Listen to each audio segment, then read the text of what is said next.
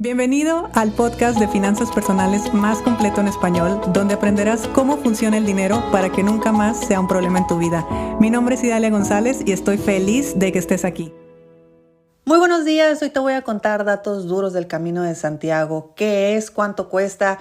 ¿Qué rutas hay que tomar? ¿Cuáles son los trayectos? Etcétera. Porque primeramente hay que entender que el Camino de Santiago es una ruta milenaria, es un peregrinaje ancestral donde miles, millones de personas han caminado desde distintos puntos de Europa hacia Santiago de Compostela. En Santiago de Compostela está la Catedral de Santiago y en la Catedral de Santiago están los restos del apóstol Santiago. De hecho, si tú en algún momento tienes la oportunidad de entrar a la Catedral de Santiago de Compostela, ahí tendrás oportunidad de estar frente a los restos del apóstol Santiago.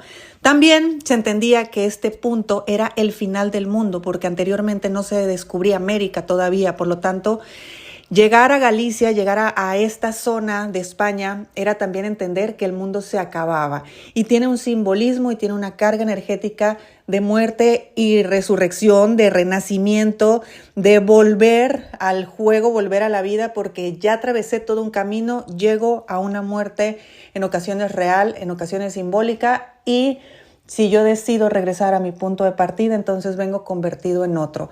También a nivel energético se ha demostrado que las rutas principales del Camino de Santiago, como puede ser el Camino francés, por ejemplo, que viene literalmente desde Francia y termina en Santiago de Compostela, son de las rutas o de las líneas que a nivel energético tienen una mayor potencia en la Tierra. En la Tierra, en todo el globo, si es que es globo, se conocen puntos donde la energía es todavía más fuerte, donde hay un flujo mucho mayor y el Camino de Santiago tiene también esa característica que la energía que se vive dentro de ese camino tiene, pues digamos, un flujo distinto, un flujo mucho más intenso. La energía está mucho más a flor de piel y eso se los puedo constatar 100%.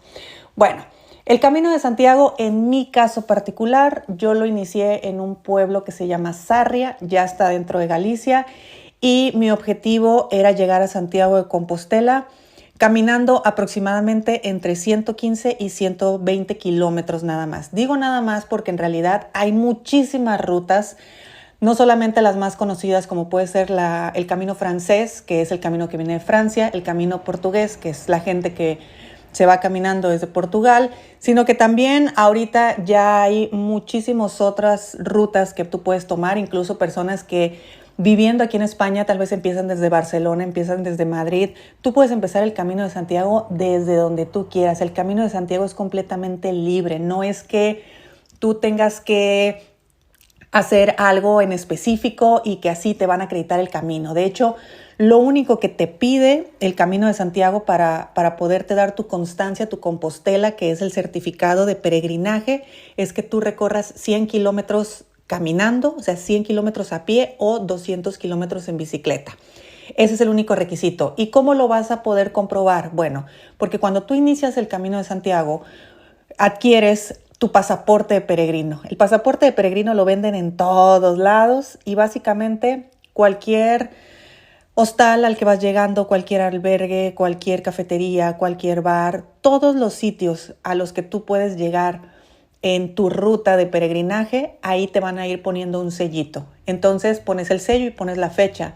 Cuando llegas a Santiago de Compostela y vas a la oficina para que te acrediten tu camino, tu peregrinaje, ahí lo único que te piden es tu pasaporte. Entonces ellos ven en qué lugares estuviste, en qué fechas y así es como se puede asumir que tú has caminado cierto número de kilómetros o has andado en bicicleta cierto número de kilómetros. De ahí en fuera, todo lo demás es libre, todo. Por eso hay personas que de repente ven que hacen el Camino de Santiago en 5 días. porque fueron los 100 kilómetros, solamente se empezaron una ruta en un pueblo que estuviera a 100 kilómetros del Camino de Santiago, de la Catedral de Santiago, lo caminan y listo. Pero hay personas que vienen de Francia, hay personas que vienen de otros lugares de Europa, hay personas que vienen caminando desde Portugal, hay personas que en el mismo camino se detienen, toman 3-4 días de descanso, continúan. Entonces es muy normal que durante el camino tú estés hablando con personas y te digan, yo tengo 30 días caminando, tengo 20 días estando aquí en este camino. Hay muchas personas, por ejemplo, que viven alguna situación física, que yo estuve a nada de estar en esa situación, donde una tendinitis, una ampolla, alguna caída, problemas en cualquier parte del cuerpo puede provocar que tú requieras cierto descanso o cierta recuperación y posteriormente continúes el camino. Entonces, no significa absolutamente nada cuando tú escuches decir que una persona lleva 30 días o que una persona lo hace en 5 días o el camino es el mismo para todos. Aparte, esto para mí fue una cita completamente sagrada. El alma sabe que es el momento, que es el lugar y que todo va a suceder exactamente a la perfección para que vivas la experiencia que el Camino de Santiago te va a regalar. Así de simple y es importante llegar con esa expectativa. No es turismo, no vas a tener fotos bonitas, no te vas a ver bien en las fotos, no vas a tener ganas de hacer muchas cosas. Al final de cuentas estás en un camino que parece que vas hacia adelante y que es exterior, pero en realidad cada paso es abrir una puerta interior y ahí, dependiendo de cada quien, como elija vivirlo, por supuesto, será de mayor o de menor intensidad. A nivel físico, yo te diría que lo más pesado para mí fue solamente el día 1. Eso fue lo único. El día 1 yo caminé 22 kilómetros y el esfuerzo fue 100% físico. O sea, a mí lo que me llevó del punto A al punto B el primer día fue el esfuerzo físico. Por eso estuve tan agotada, por eso yo ese día sentía que realmente no iba a poder con este camino, porque yo misma pensaba, si esto va a ser todos los días, es imposible que yo pueda estar 6 días, porque en mi caso mi peregrinaje duró 6 días. Yo no voy a poder mantener este ritmo. Al final de cuentas, a partir del día 2, todo cambió y el cuerpo, digamos que dejó de tener ese esfuerzo físico y ahí fue cuando, no sé si el espíritu, el corazón, Dios, polvos cósmicos o qué carajos pasó, pero todos los días yo me levantaba con una energía impresionante y lo único que quería era meterme al bosque y empezar a caminar. Y bueno, eso en cuanto al esfuerzo físico. He de admitir que yo sí venía entrenada, o sea, yo sí estaba, bueno, de normal yo suelo caminar al día entre 3 a 5 kilómetros. Eso es algo que yo ya tengo como rutina. Si te acuerdas tú las primeras temporadas del podcast, yo siempre lo grababa caminando, porque esto es una práctica que yo tengo desde hace muchos años. Aparte que hago pilates y pilates tiene muy fuertes mis piernas. Las piernas para mí sí fue muy importante tenerlas fuertes porque hay muchas colinas, son muchas subidas, muchas bajadas y sí se necesita como que tener las rodillas realmente fortalecidas para esto. Les repito, obviamente el esfuerzo físico es innegable en cualquiera de las etapas, o sea, en cualquiera de los días, pero para mí todo el entrenamiento que yo traía me sacó adelante solamente el día 1. A partir del día 2 ya fue otra cosa lo que me hizo a mí caminar el camino. En cuanto a precios, hay de todo. Todo el camino está preparado con albergues. Esta es una ruta ancestral. Se sabe que están personas de cualquier parte del mundo, de cualquier nivel socioeconómico, de cualquier raza, de cualquier género, casi de cualquier edad. Haciendo el Camino de Santiago, todo está adaptado con albergues, todo está adaptado con sitios donde tú puedes llegar y tú puedes descansar, tomar una ducha y seguir adelante. El precio promedio de los albergues es de $10 la noche, más o menos, $10-12, por ahí que está en euros, ¿no? Te lo estoy traduciendo un poquito. Entonces podrás darte cuenta que En realidad, si tú estás viajando, si tú estás haciendo este peregrinaje en albergues, vas a estar pagando $10, $15 por noche.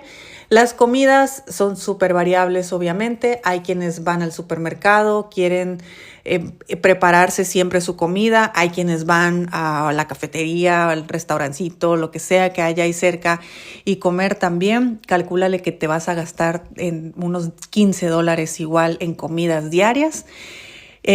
Obviamente omitiendo cervecita y bueno, otras cosas ahí que se te atraviesan, pero también está la parte donde tú puedes llegar a hostales o puedes llegar a hotel. La única diferencia es el precio, pero también que en los albergues tú estás durmiendo en un cuarto con 20 camas y baño compartido y todo compartido, y cuando tú llegas a algún hostal, en ocasiones puedes tener una habitación privada o un hotel donde ya tienes habitación privada y tienes también baño privado. Yo estuve en las dos opciones. En albergue no estuve en hostal donde tuve habitación privada y baño compartido, y estuve en habitación privada y baño privado. El precio promedio fue más o menos de entre $45 y $65 por noche. En algunas ocasiones eso ya me incluía el desayuno, en ocasiones no. Y cuando te digo hotel, por favor piensa en un hotel 2 estrellas, 1 estrella. O sea, aquí estamos hablando de un lugar simplemente para descansar, para agarrar pila e ir a lo que sigue. Entonces ahí más o menos vas sacando tus cuentas. Obviamente en el camino pues no es como que tú vayas a ir comprando y demás, porque te repito, esto no es turismo. Esto es otro tema. Pero sí, durante el camino de repente te puedes querer detener por un café, por ahí encontrarás tal vez algún recuerdito del Camino de Santiago, cositas así que son muy pocas, la verdad. Me di cuenta que está muy bien organizado, que obviamente no es que cualquier persona se para y se pone a vender cosas. Cada uno de los puestos tienen sus sellos autorizados para que hagan válido que tú estás pasando por ese sitio, para la contabilidad de tus kilómetros más adelante a la hora de recibir tu compostela. Entonces, básicamente eso es. ¿Cómo saber qué ruta tomar, qué ruta no tomar? Yo lo único que te recomiendo es que sepas con cuántos días cuentas, y sabiendo con cuántos días cuentas, hagas más o menos un promedio de cuántos kilómetros podrías caminar. Yo te sugiero que si vas a caminar los 100 kilómetros, por lo menos tengas 5 días, porque en promedio se caminan 20 kilómetros diarios. En mi caso, yo lo hice en 6 días. Yo hice la ruta Sarria-Santiago de Compostela, pero hay muchas otras rutas iguales. Yo elegí esa ruta porque es la más conocida, es la más comercial también hasta cierto punto, es la mejor señalizada, es la que tiene más, es la que tiene más flujo de gente. Sí es cierto que el primer día, sobre todo, a mí me agobiaba la cantidad de gente, porque ibas caminando, pero en un río de personas. Y obviamente con la euforia del inicio, la emoción de estar en el Camino de Santiago y toda la expectativa que se tiene, que pues spoiler, obviamente nada de eso se cumple, pues ahí vas toda arregladita, y que si la pestaña, y que si las fotitos, y que hacer los TikToks y todo de eso. Yo el día 2 tomé caminos complementarios, me metí más al bosque, me alejé un poco más del flujo masivo y me interné ahora sí en la ruta o en el tipo de camino que yo quería vivir. Yo sí hice el camino completamente sola, hice muchos amigos en el camino, hablé con mucha gente, me tomé café con personas maravillosas. Mi promedio de amistad de rango de edad ahorita anda como en los 70 años, porque fue la mayoría de la gente con la que tuve oportunidad de compartir. El camino en general, pues considera que cada día yo estaba haciendo aproximadamente 6-7 horas en caminar los 20 kilómetros.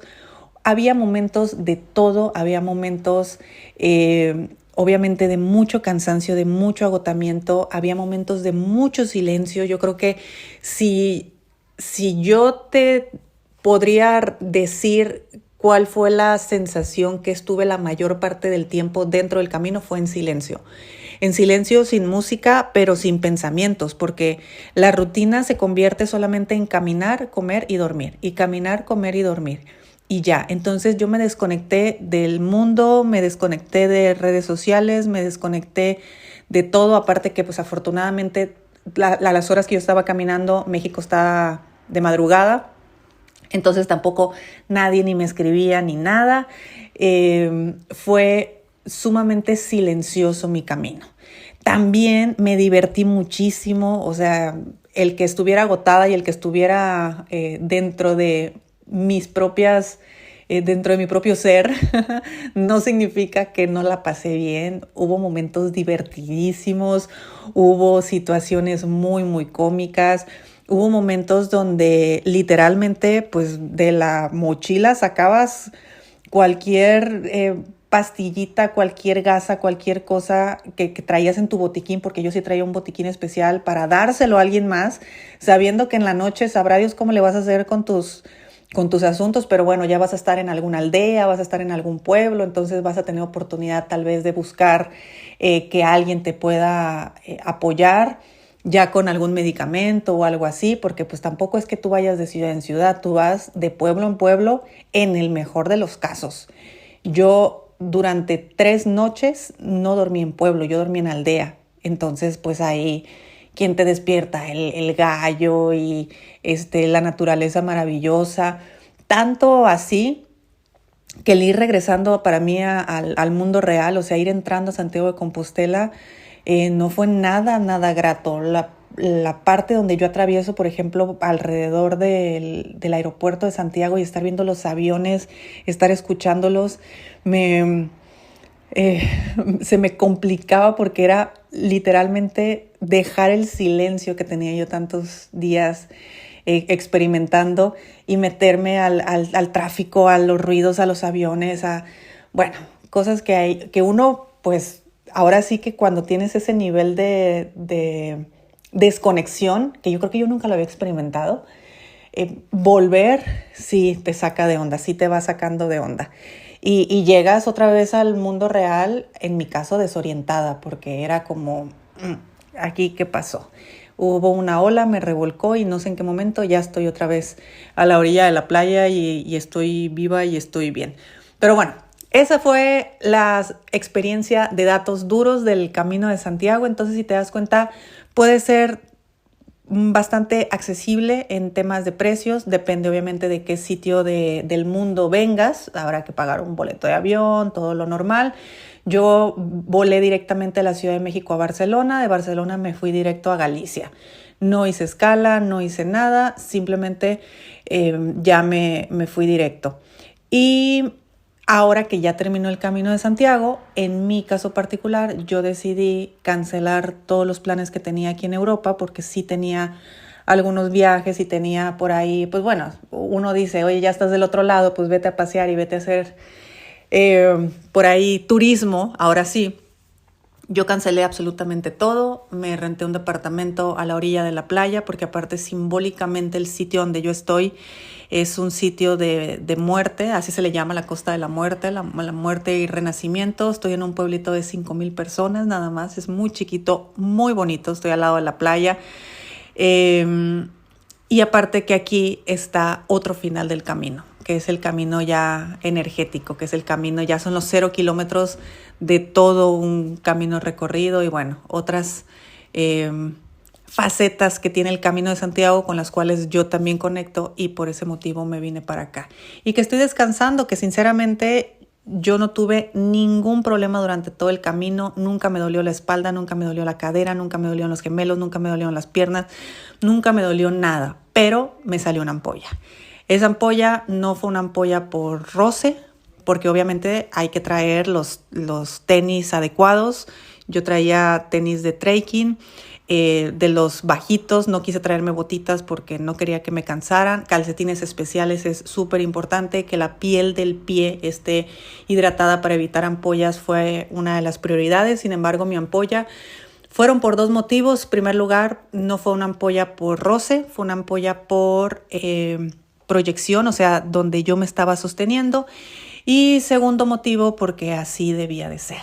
Era también parte de los lugares de mi cuerpo donde pues se manifestó. Al final de cuentas, lo que yo sabía y lo que yo quería a través de este proceso de crecimiento personal, porque yo ya lo estaba viendo como un crecimiento personal, era aprender a sostenerme desde otra posición que no fuera o desde el ego o desde mis reconocimientos o desde lo que se ve en redes sociales, que es el exterior. Yo quería sostenerme desde mi ser, pero desde una perspectiva que no conocía. Así que, pues, ¿qué fue lo que se me afectó? De dónde me estoy sosteniendo. Y lo abracé con amor y lo acepté y listo. Me aventé 60 kilómetros con esta ampolla, que el día de hoy no ha sanado. Entonces también estoy aquí en la playa ya mucho más tranquila, leyendo, pasándola bien, disfrutando comida deliciosa. No tengo reloj, no tengo tiempo, no tengo nada nada que interfiera en mí. Literalmente estoy en el culo del mundo. Googlea donde está Muxia, así se llama. Aquí se pronuncia Muxia, es con X. Y ahí es donde estaré todos estos días. Bueno, te mando un fuerte abrazo. Ya mañana te seguiré contando y nos escuchamos mañana. Si te gustó el episodio de hoy, compártelo con quien crees que necesite escucharlo. Sígueme en mis redes sociales @Idalia González MX en Facebook e Instagram. Suscríbete y nos escuchamos mañana.